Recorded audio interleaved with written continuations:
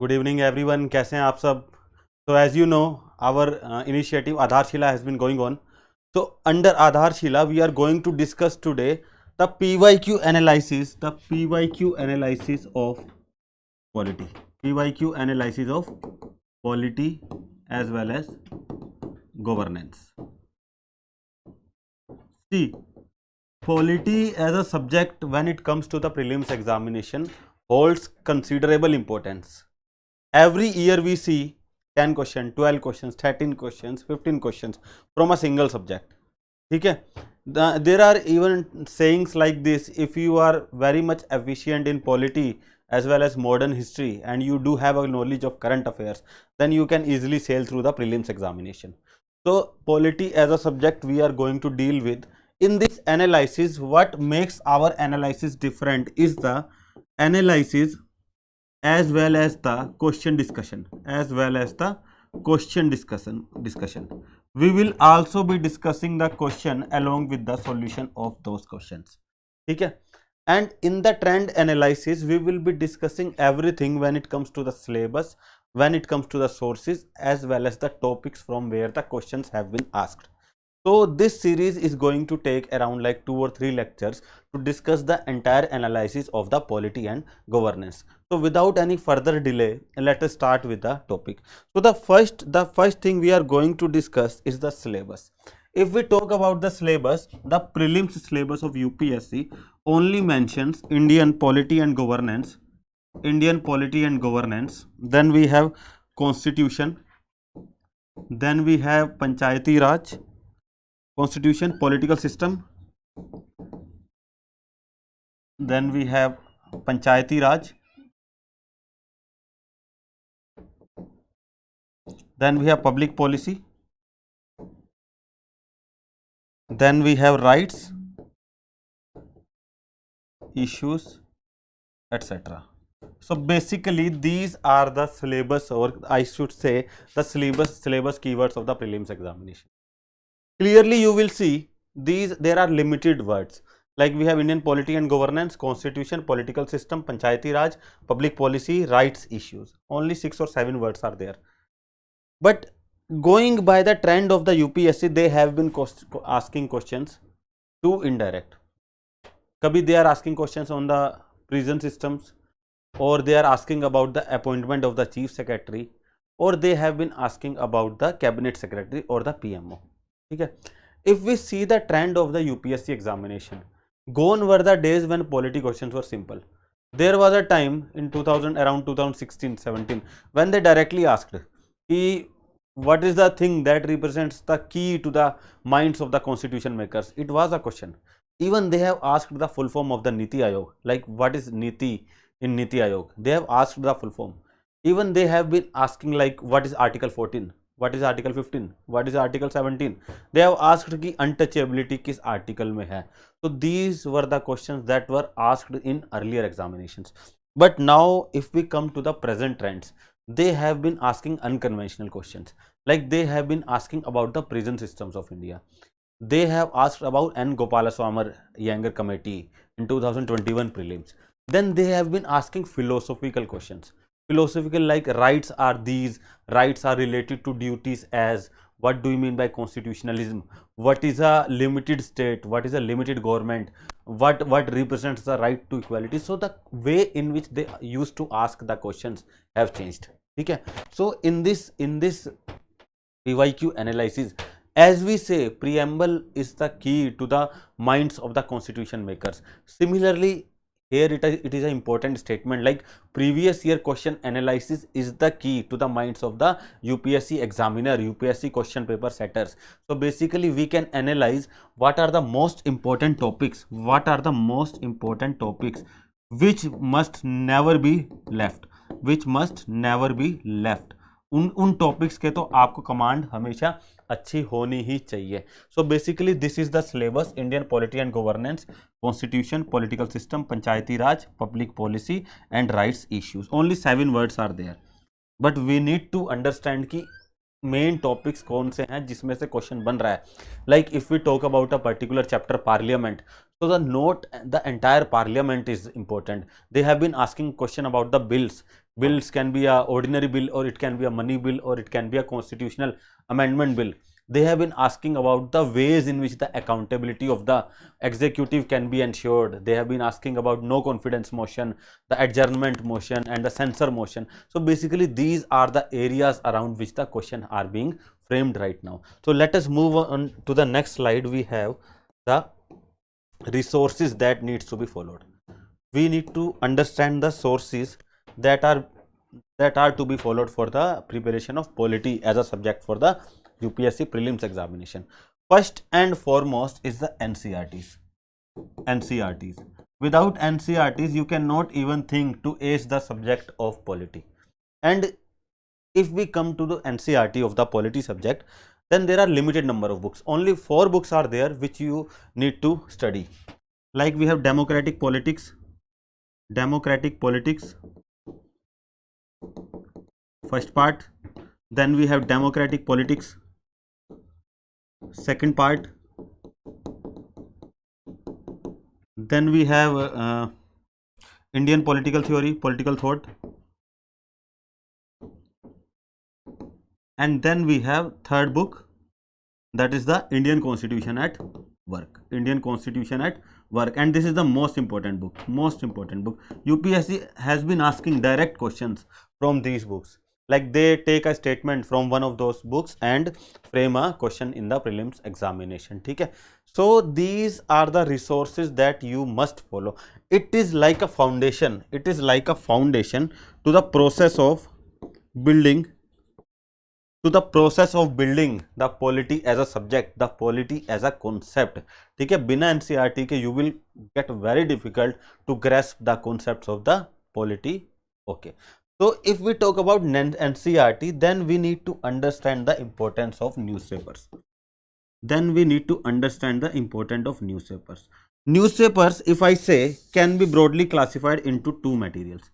It can be editorial or op-ed, or it can be information from the other news.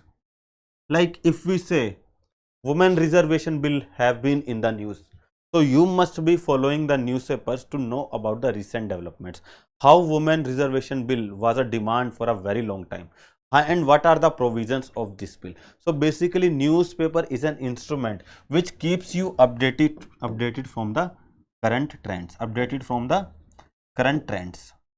and even the issues, like whenever there is an editorial on these kind of issues, it broadens your thinking about a particular topic, particularly for the mains examination. Your horizon of thinking gets improved. Okay, you have too many theories, too many points, too many data, too many Supreme Court judgments, too many committee recommendations to write about a particular topic. So this is how newspaper has been very much helpful in the preparation of polity as a subject for the prelims examination. Now the third most important thing to have in the polity subject is the static notes. See, this is the most controversial thing when it comes to the static notes. Generally people have been following a single book that is going by the name of M. Lakshmikant. I would say M. Lakshmikant is a very good compilation of the polity notes. I would say it is a very good compilation of the polity notes. But if we see the UPSC question, like Lakshmikant can give you the idea about the basic concepts. If I ask you a question about the constitutional provisions related to the constitution, then these things can be learned from the Lakshmikant. Like you would be having the idea of Article 14. You would say, sir, secularism as a word in the preamble to the constitution. Sir, you will say, sir, there is an Article 44 Uniform Civil Code in the constitution. You will also say, sir, there should be no discrimination on the basis of religion. You would be having these kind of articles. But the mains question will come, compare the Western concept of secularism with the Indian concept of secularism. These kind of information is not available in these kind of books. Then they will ask how Indian mode of secularism is better than the Western model of secularism, how state does not interfere in the secularism concept. Or I can say there was a question even, how the present cultural practices defy the secularism model of India. It was a mains examination question. So for these questions to be answered, you must have a broad knowledge, and that broad knowledge can be garnered when you study deeply and make your own notes, or you can follow the standard notes and make the changes as per the requirements of the exam. Let me take an example. CBI has been there in our static notes polity, Lakshmikant. But what UPSC has been asking the questions, what are the weaknesses of the CBI? Should CBI be made a statutory body? The Supreme Court has said CBI to be a caged parrot, working according to the whims and fancies of the party in power. Okay, so these kind of information are not available in the Lakshmikant. So you must have extra static notes according to the needs of the examination. So here we have discussed three things that are most important for the subject preparation of the polity. First, we have NCERTs. There are 4 NCERTs: democratic politics, Indian political theory, Indian constitution at work. Then we have newspapers, which are to be followed regularly without missing a single day of newspaper. Then we have the static notes, which I can say Lakshmikant can be followed, and Lakshmikant must be supplemented with the extra notes. So let us move on to the next point. Next point is I am showing the data from where the data about the number of questions that have been asked in the polity examination, in the polity subject in the UPSC prelims examination. If we see the importance of polity, this is nothing but the importance of polity as a subject in UPSC prelims examination. In 2016 there were 5 questions only.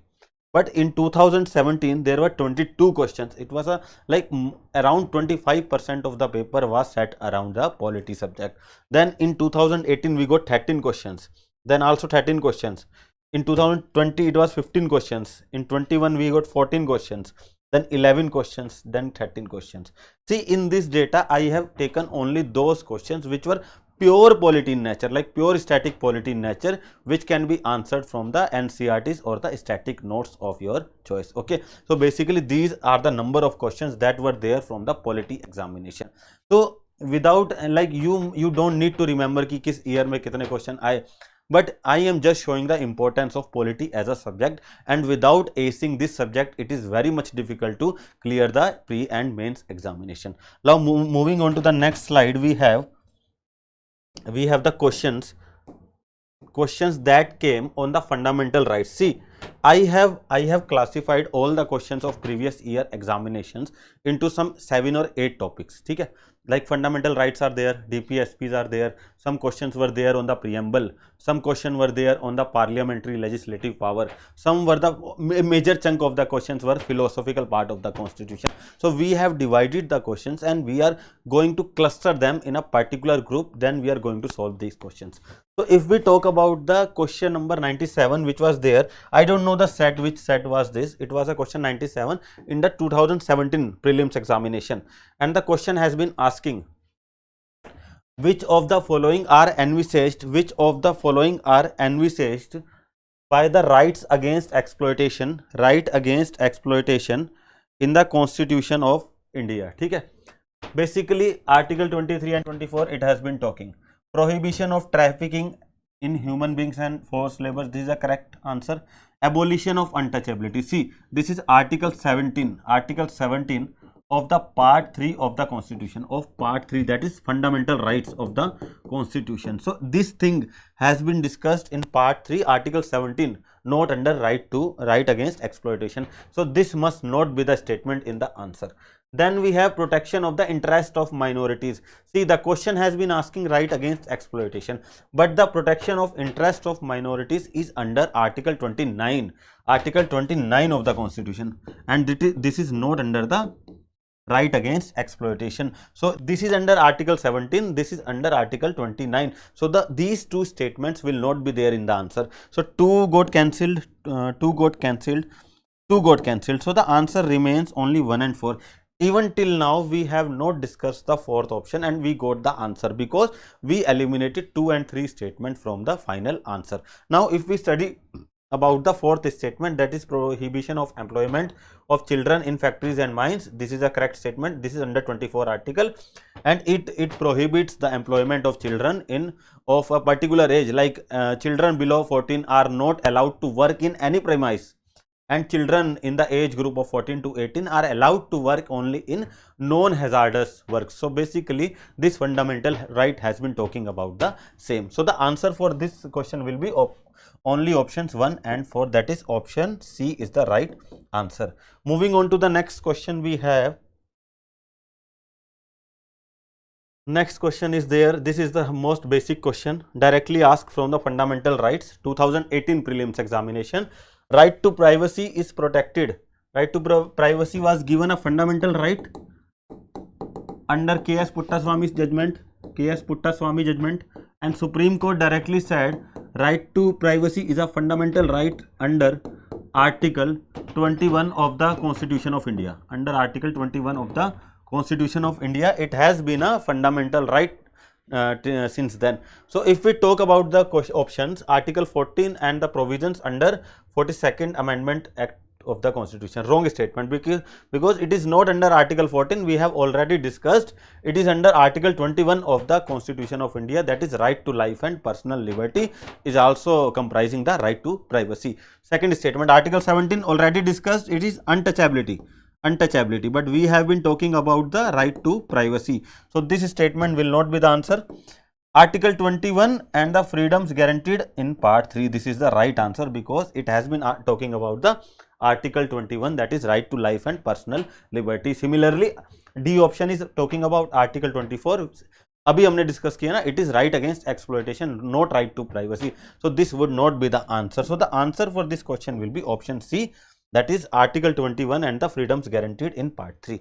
See, as we are analyzing the questions of the different subjects, we will see ki how the previous year questions and the current questions are interrelated with each other. Somehow the option of a previous year question will be the next question. Okay, like there are 4 options A, B, C, D, then this option is going to work for a question that can be framed around for the next year.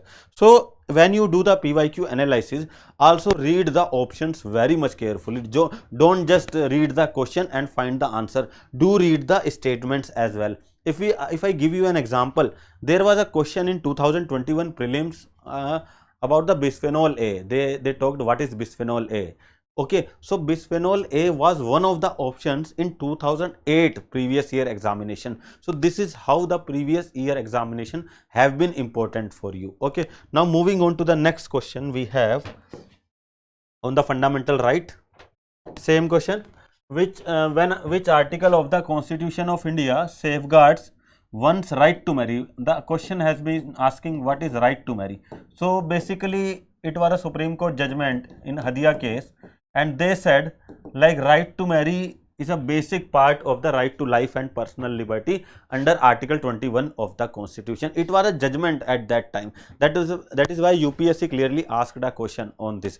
So the answer for this will be option B, that is Article 21. See, Article 25 and 29 cannot be the answers, because 29 relates to the minorities and 25 about the religious freedom, and 19 is right to freedom of speech and expression. Okay, so this is not the right answer. So the answer for this question will be option B, that is Article 21. Moving on to the next question, we have,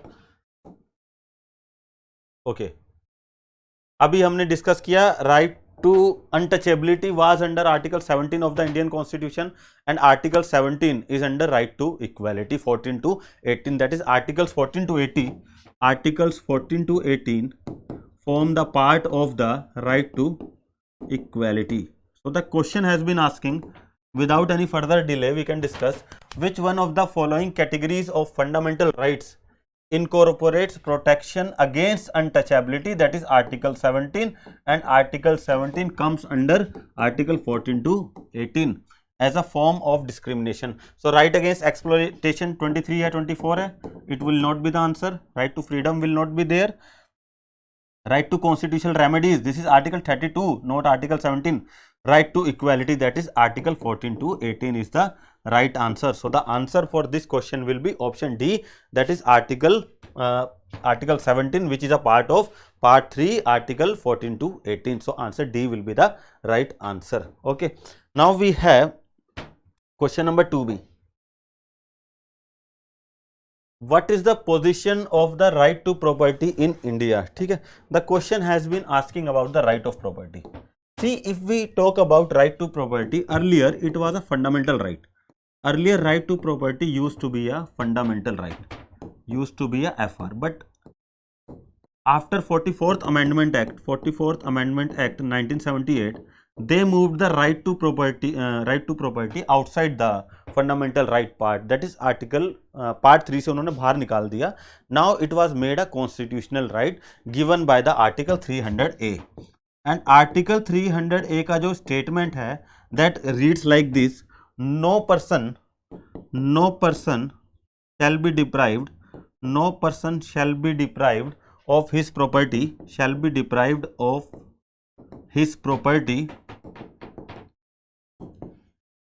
save by authority of law. This has been the statement of the article 300A, and it has been clearly saying no person. It is not making a discrimination between the citizen as well as a foreigner. It has been talking about the equality to everyone, that is no person shall be deprived of his property. So the answer क्या होगा इसमें? Fundamental right तो है ही नहीं, because after 44th amendment act it was taken away from the fundamental rights. So C cannot be the answer. Neither fundamental right nor legal right. But I just said ना, ये fundamental right नहीं है, but still it is a legal right or constitutional right that is under article 300A of the Constitution of India. So this will not be the answer. Now moving on to A and B options. Legal right available to citizens only, this will not be the answer, because constitution में लिखा है ना no person shall be deprived. That means the constitution is not making any kind of discrimination between the citizens as well as the foreigners. So the answer for this will be legal right available to any person it is available. So the answer will be B. Okay, moving on to the next question we have. See, a legislation which confers on the executive or administrative authority an unguided or uncontrolled discretionary power. See, this is against the separation of power.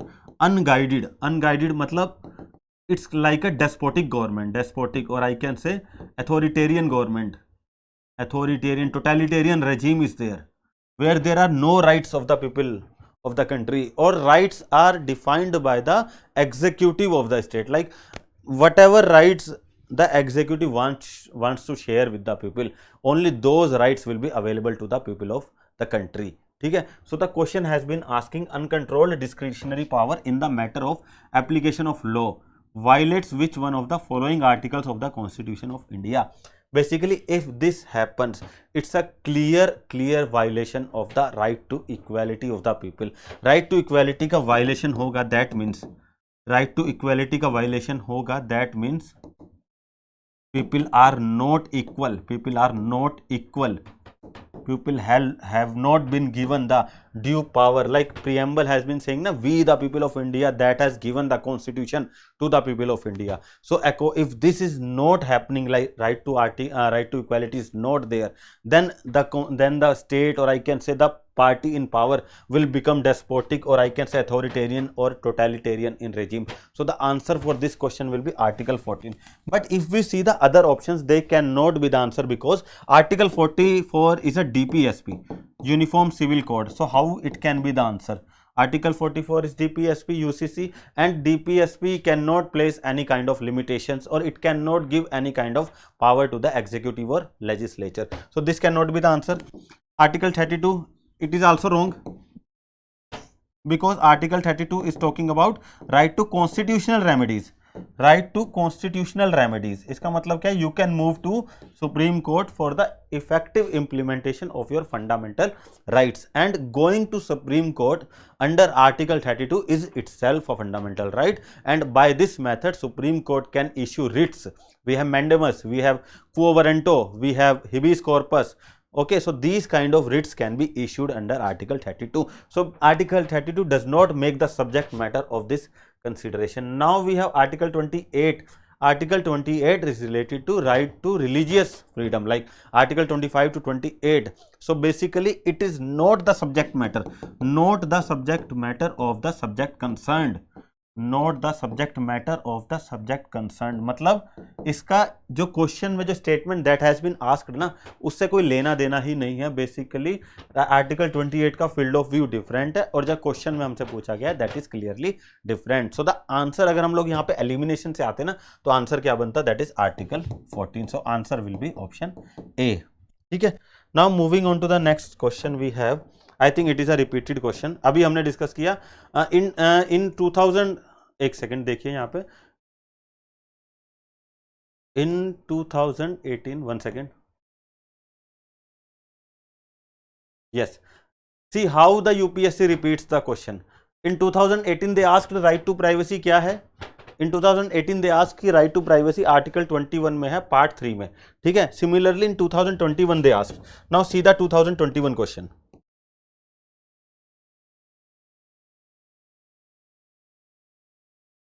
हाँ, right to privacy is protected under article, किस article of the constitution of India से right to privacy protected है? Can you see how the questions are being repeated in the UPSC examination? 2017 was a question on right to privacy, similarly in 2021 they simply asked कि right to privacy किस में है, and we know the answer कि right to privacy is a part of the right to life and personal liberty, that is article 21 of the constitution of India. So the answer for this question will be option C. Okay, now moving on to the next question we have, now we have the questions on DPSPs, that is we have discussed the question on fundamental rights given to the people of India as well as the foreigners. Now we are going to discuss the directive principles of state policy. So basically these are the questions that were there from the topic directive principles of state policy. Every year, or I can say every alternate year, they have been asking about the constitution directive principle of state policy. They are going to ask you like which of the following were added later in the constitution of India, or they can make a matching type of question like article 44 is talking about the uniform civil code, or article 50 is talking about the separation of powers, or article 39b is talking about the concentration of wealth. So basically these type of statements or matching type of questions they can make. Now if we talk about which principle among the following was added to the directive principles by the 42nd amendment act, ठीक है, so the question has been talking कि 42nd amendment act से हमने कौन सा DPSP add किया, and we must know कि by the 42nd amendment act we added 4 new directive principles, and those 4 new directive principles were, it was first is article 39 to secure the opportunities for healthy development of children, then we have article 39A to promote free legal aid to the poor, then we have 43A participation of workers in the management of industries, then we have 48A to protect and improve upon the environment and to safeguard forests and wildlife. Now if we match the statements, participation of workers in the management of industries, this is article 43A which was added by the 42nd amendment act 1976, because earlier these equal pay for equal work, right to work, education and public assistance, securing living wage, article 43, and human conditions for work to workers, these were already there in the Constitution of India. Only these 4 DPSPs were added by the 42nd Amendment Act 1976, and one of those DPSPs was equal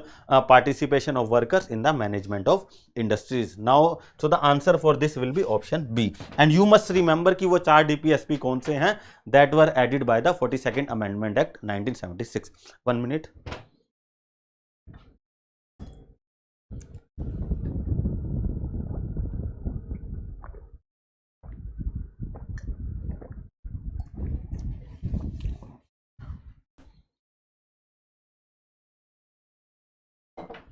Okay, so the next question that has been discussing, we have been discussing about the DPSPs is the consider the following statement, consider the following statements, okay, with reference to the Constitution of India, with reference to the Constitution of India, the directive principles of state policy constitute limitations upon. So this is a direct question. It has been asking कि DPSP limitations किस पे provide करेगा. First is legislative function, then we have executive function. Now if you know properly about the DPSPs, and it has been clearly said like DPSP is neither the source of power nor the source of prohibition. Like it can neither give instructions to the executive or legislature, nor the DPSPs can stop the legislature or executive from doing anything.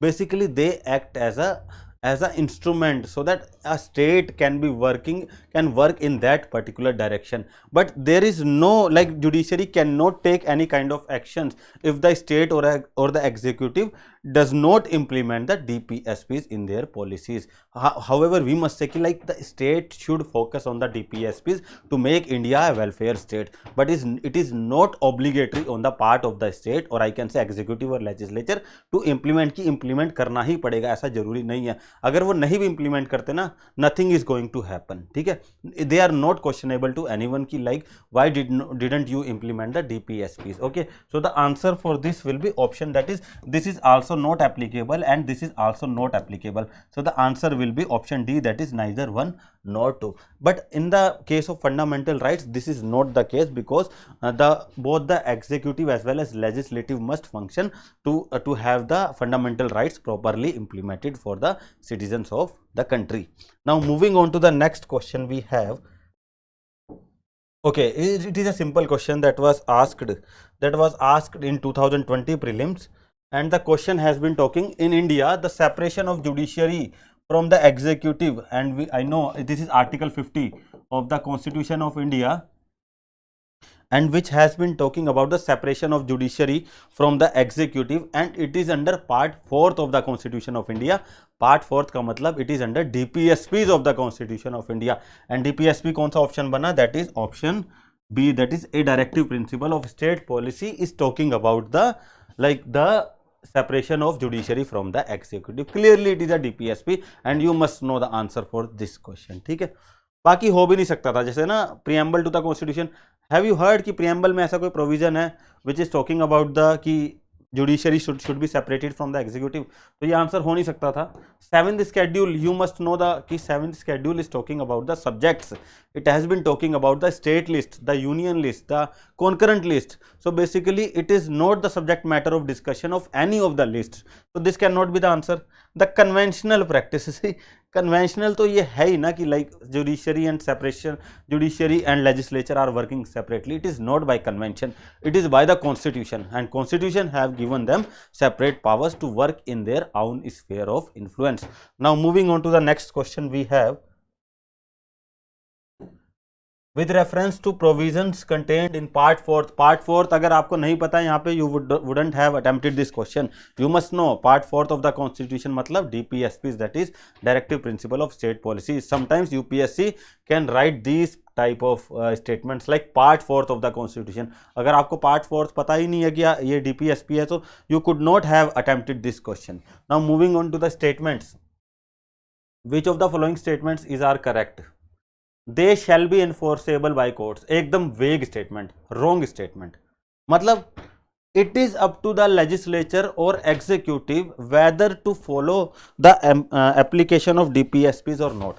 Like it is not obligatory on the part of the legislature or executive to implement the DPSPs, but it is their discretionary power. I can say it is up to their discretion.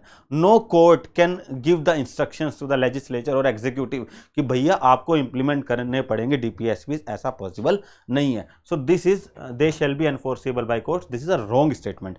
Now they shall not be enforceable by any court. This is a right statement, because if they are going to be enforceable, it is only the legislature or the executive that can have them implemented. So this is a correct statement. Now we have the third statement. The principles laid down in this part are to influence the making of laws by the state. Already we have discussed कि DPSP acts like a provision which enables the country to become a welfare state. Like a political executive must follow the principles that have been there in the DPSPs of the constitution. But अगर वो follow नहीं करता है, there is no punishment. to that, ये याद रखना हमेशा. So basically this is what the thing that influence the policy making of any country or a country like ours. So this 2 and 3 will be the answer. So the question statement like 1 only, 2 only, so the answer will be option D. We could have eliminated one option, A would be eliminated, C would be eliminated, answers would be B or D. और अपने को पता है D में third statement आ रहा है, that means D will be the right answer. Now moving on to the next question we have. Okay, simple question they asked in 2021 prelims examination. Under the Indian Constitution, अभी हमने discuss किया कि the concentration of wealth, Article 39 B and C is a DPSP, is a directive principle of state policy, because it is the only written in the directive principle ki like state must conform to the socialist pattern of society and they must do those tasks that enable them to distribute the wealth among the sections of the society. Like everyone should get a minimum comfortable amount of wealth they could get. ठीक है. So basically it is talking about the socialist patterns of the Indian society. So if we talk about the constitution, under the Indian Constitution, ठीक है, D option देखते हैं, concept of welfare. The concept of welfare is not explicitly mentioned in the Indian constitution. ऐसा कहीं नहीं है कि concept of welfare नाम से कोई आर्टिकल हो या फिर कोई पार्ट हो या स्केड्यूल हो. It is not there explicitly in the Indian constitution. So this can not be the answer. Right to equality article 14 to 18 में हाउ कैन अ पर्सन, देखो right to equality is like the fundamental rights that are being available to me. And personally I would say कि यार whatever amount of wealth I would try to accumulate, I should be able to do it. ठीक है. So a person would never oppose the notion of concentration of wealth. Every person would say कि मेरे पास maximum wealth हो. अगर ऐसा होता तो we would not have multi-billionaire people like Adani, Ambani. ऐसा possible ही नहीं होता. So this statement can never be the answer. Now the right to freedom, similarly the same thing that was there for right to equality is the same thing happening from the right to freedom. ये भी possible नहीं है. That means the answer for this will be option B, directive principles of state policy. और इतना हमने discussion क्यों किया? Because हम आंसर पे आना चाह रहे थे. बट अगर किसी को पता होता it is the article 39 B and C, तो they have directly moved on to the answer which is directive principle of state policy. So this will be the answer, that is option B. Now moving on to the next question. Okay, so basically we have discussed today, one second. So we have discussed today two topics and the questions, that is fundamental rights and DPSPs. In the next class we are going to take next set of questions from the preamble as well as the philosophical part of the constitution. So I hope you like the discussion around the polity as a subject, and you will see how the analysis of previous year questions is going to help you predict or speculate the type of questions that can be asked in the near future examination. So till then keep studying and revising. All the best. Thank you.